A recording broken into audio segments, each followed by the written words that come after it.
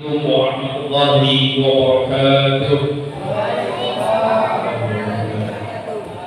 Alhamdulillahirabbil alamin. Allahumma shalli ala sayyidina Muhammadin wa ala alihi washabbihi wasallim. Rabbi shrah li sadri wa yassir li amri wa hlul 'uqdatam min lisani yafqahu qawli. Allahumma ij'alni mahbuban fi qulubil mu'minin wal mu'minat wal muslimin wal muslimat wa la haula wa la quwwata illa billahil 'aliyyil azim. Jamaah salat Isya dan tarawih yang dirahmati Allah Subhanahu wa taala. Alhamdulillah, hari ini kita sudah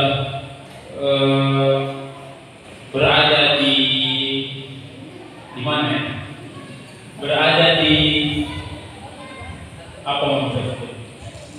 Maksudnya tuh berada di tengah-tengah yang mana ini adalah 10 malam pertama adalah rahmat, berkah, pengabulan doa, ditambah malam ini yaitu 11 ke 20 itu adalah maghfirah, ditambah ampunan dari Allah Subhanahu wa taala, dan di 21 sampai 30 pembebasan dari api neraka. Kita ini di malam yang antara 11 ke 20 ini dibukanya pintu ampunan yang besar oleh Allah Subhanahu wa taala, dan ini adalah pertengahan. Alhamdulillah kita mulai pertengahan ini, semoga dijaga puasa kita sampai sempurna 30 hari. Amin ya rabbal alamin.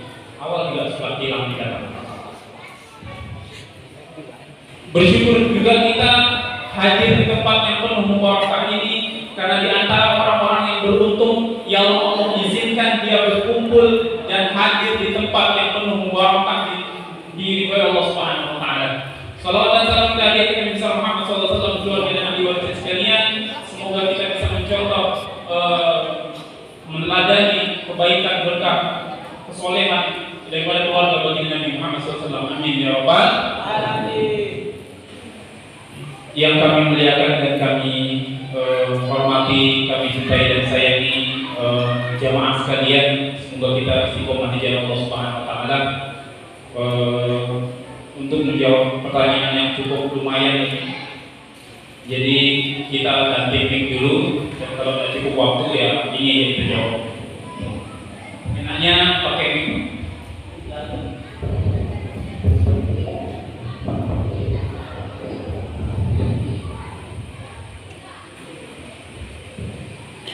Kalau cukup waktu kita ceramah untuk melanjut episode yang kemarin, sambung episode. Tapi kalau tidak cukup kita cukup jawab pertanyaan. Ini pun kalau bisa saya jawab, kalau tidak ya next saja pertanyaan selanjutnya.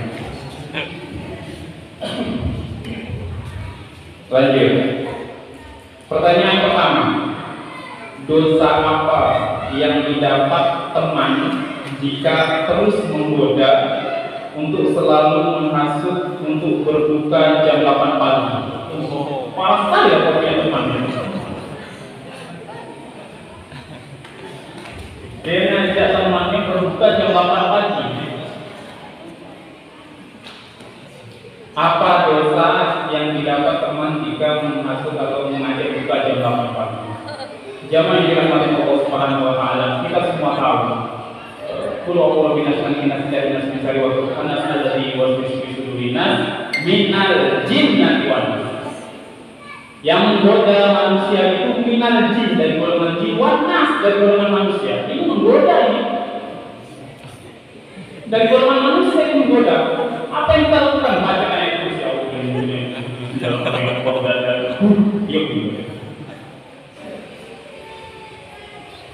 niat kita berpuasa. Kalau kita berazam niat, apapun godaannya, sekuat apapun godaannya, secantik manapun perempuan itu, kita tidak tergoda. Karena niat kita berpuasa. Tapi kalau kita lemah iman, ayo kita buka, itu tidak.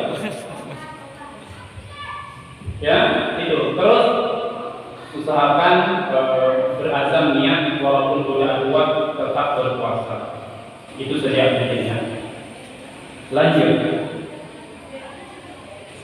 Bagaimana hukumnya orang sholat wajib yang tidak tumakninah? Apakah sholatnya sah atau tidak? Dan apa ada dalil yang sahih? Ini pertanyaan orang soleh. Ini pertanyaan orang pandai karena ada tumaninahnya. Kalau orang biasa tidak seperti ini pertanyaannya. Ini saya rasa orang yang paham. Ini tidak tahu ngetes ke apa-apa. Saya takut ngetes saja deh.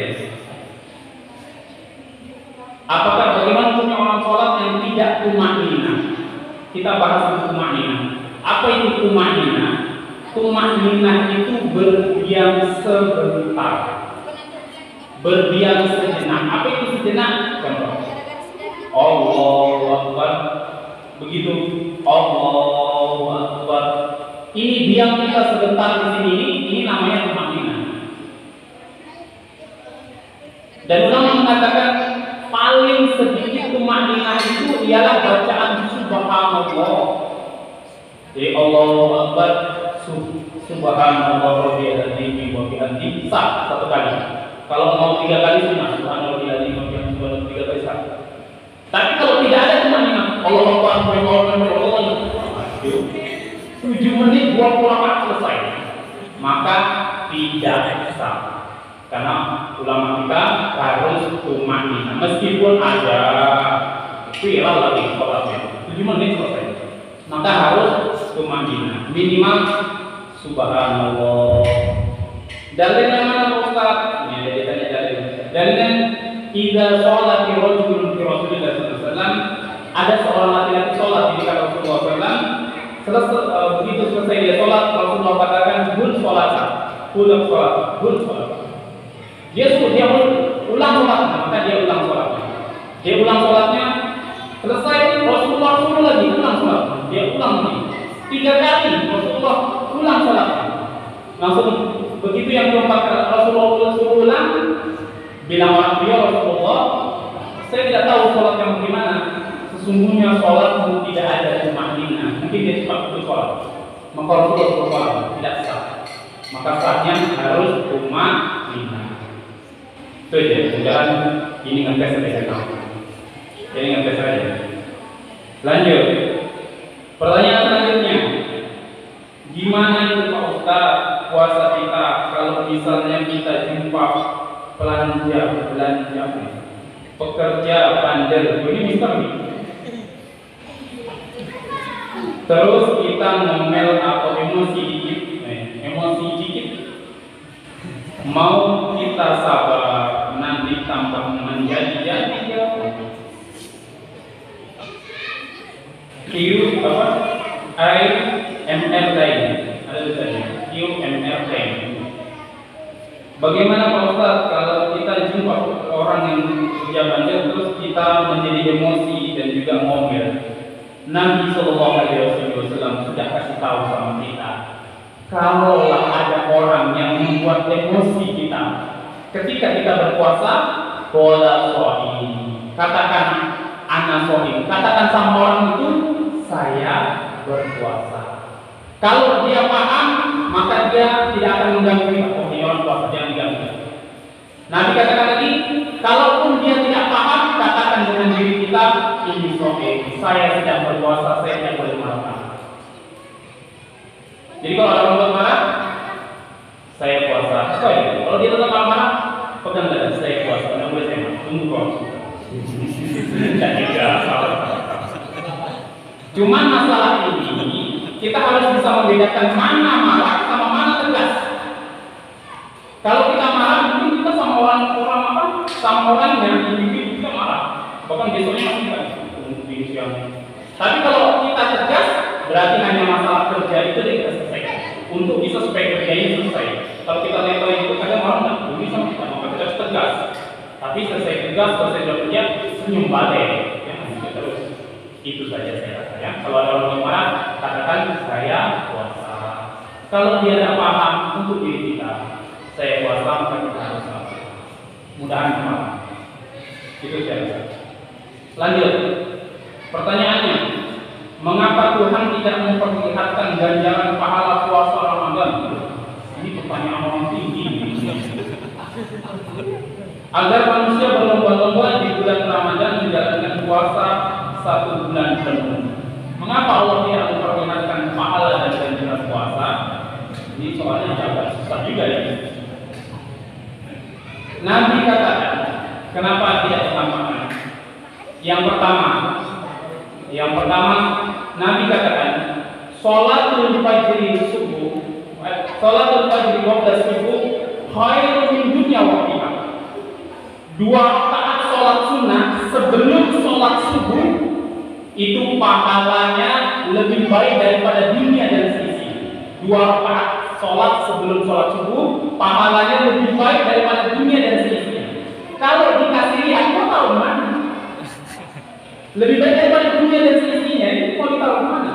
Itu 2 rakaat sebelum sholat subuh 1 hari. Kalau orang setiap hari sholat sunnah, mau ditaruh di mana? Itu ganjaran pahala yang besar, tidak bisa dilihat. Yang kedua, kalau Allah di dunia ini dinampakkan dosa itu besar, dinampakkan itu pahala itu kelihatan semua, maka sepi orang yang buat semua di masjid. Kau dapat ya punya pahala.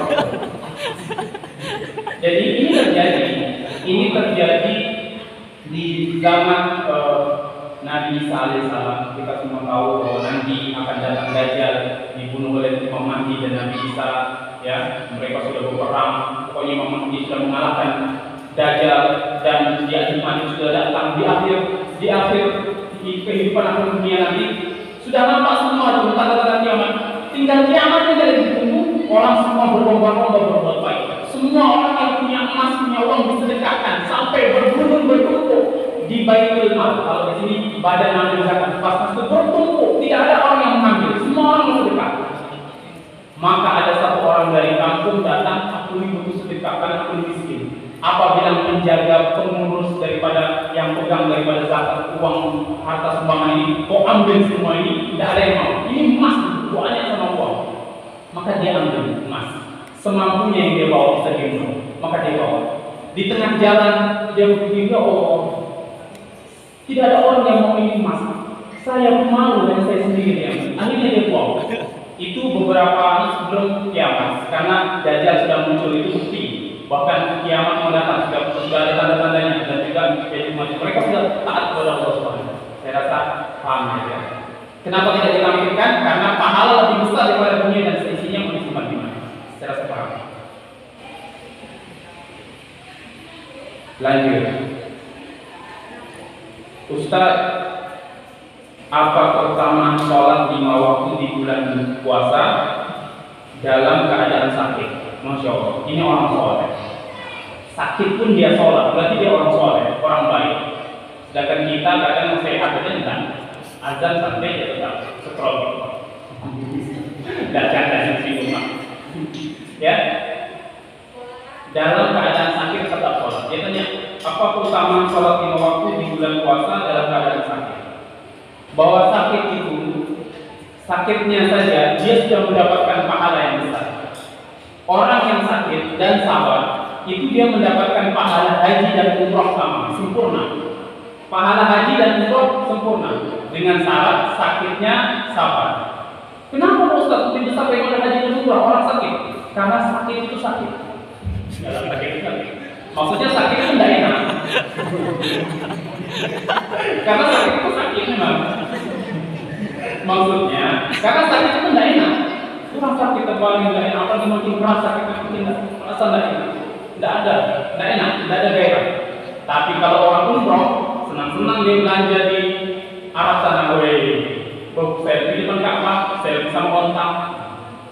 Senang-senang dia posting jalan-jalan. Tapi orang sakit tidak sesenang itu, maka pahala orang sakit yang sabar lebih besar pahalanya. Orang sakit yang sabar dan sholat lebih besar dari pahalanya. Dikhususkan di bulan puasa ini Allah melipat gandakan 70 kali lipat bahkan lebih untuk mereka yang menjalankan ibadah sholat wajib. Saya rasa paham. Lanjut. Pak Ustaz, bukan Pak Ustaz ya, Pak Ustaz. Oke. Jangan gitu ya di sini. Mengapa Allah menghalalkan makanan yang mengandung kolesterol atau yang membuat alergi? Hanya tinggi sekali ibadah saya. Saya ulang ya.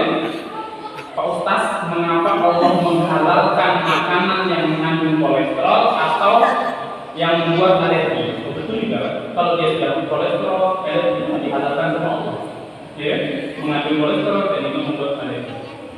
Ini ngetes Ustaz aja sampai ini. Sedikit kami sampaikan bahwa tidak ada yang mengandung kolesterol. Kambing itu tidak mengandung kolesterol. Kambing itu mengandung anak kambing. Itu udah mengandung.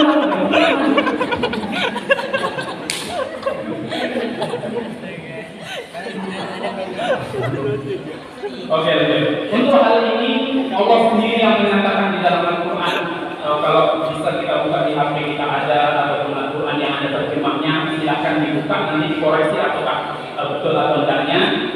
Buka Al-Quran surat Al-Baqarah kalau tidak salah ayat 168. Kalau tidak salah ayat 168. Allah katakan ya ayyuhan nas kullu fil ardi halalan thayyibah. Sekali lagi dikatakan ya ayyuhan nas kullu halalan thayyibah. Dalam Al-Quran ini. Ayat Al-Baqarah ayat 168. Kullu halalan thayyibah. Wahai manusia, makanlah untuk kalian yang halal dan baik untukmu. Halal thayyib. Yang halal dan baik untukmu. Allah tidak katakan semua kamu makan, semua yang halal kamu makan. Dan Allah mengatakan yang halal dan baik untukmu. Kalau dia kolesterol, alergi kan tidak baik untuk kita, ya kan? Allah sudah katakan yang halal dan baik untukmu. Kalau tidak baik jangan. Kenapa Allah halalkan? Karena halal dan juga baik. Kalau tidak baik jangan. Mengandung kolesterol dan juga alergi, ya. Kalau Allah katakan halalan thayyibah, yang halal dan juga baik. Saya rasa paham, ya. Dan usahakan memang kita harus jaga diri dari yang halal. Betul-betul dari utamakan adalah yang halal. Karena saat doa dikabulkan oleh Allah Subhanahu wa taala makan halal. Nabi sendiri mengatakan bahwa ada orang yang di padang pasir musyafir dan dia berdoa di padang pasir dalam keadaan panas terik, tapi doanya tidak dikabulkan oleh Allah Subhanahu wa taala. Kenapa? Karena ada di dalam perutnya makanan haram. Ya, usahakan harus halal. Dan salah satu kita tahu juga yang membatalkan pahala puasa ialah berbuka dengan makanan yang haram. Suatu ketika ada orang menelpon Ustaz. Halo, assalamualaikum Ustaz. Waalaikumsalam. Ustaz, ada kambing di tabrak mobil. Boleh kami potong? Langsung bilang Ustaz, boleh kamu potong. Belum Ustaz menjelaskan kasih mati sudah habis. Masalahnya kambing siapa? Kita yang potong. Jangan mulai dari kambing. Saya rasa paham ya. Untuk pembahasan halal, mudah-mudahan nanti kami ada waktu nanti kita bahas khusus untuk yang halal. Karena itu penting. Yang ibadah kita diterima atau tidak dalam makanan. Pertanyaan terakhir. Alhamdulillah selesai Pak. Memang waktu kita sedikit. Apa hukumnya memakai parfum di siang hari saat berpuasa? Apa hukumnya memakai parfum di siang hari saat berpuasa? Memakai parfum itu kalau mau sholat sunnah. Tapi kalau di bulan puasa dicium, kasih banyak-banyak bau ini untuk menyegarkan tubuh, maka makruh. Karena tujuan berpuasa adalah menguatkan iman, melemahkan syahwat. Maka kalau dia banyak-banyak parfum pakai makruh. Tapi kalau sekedar untuk sholat, sunnah. Itu setahu saya.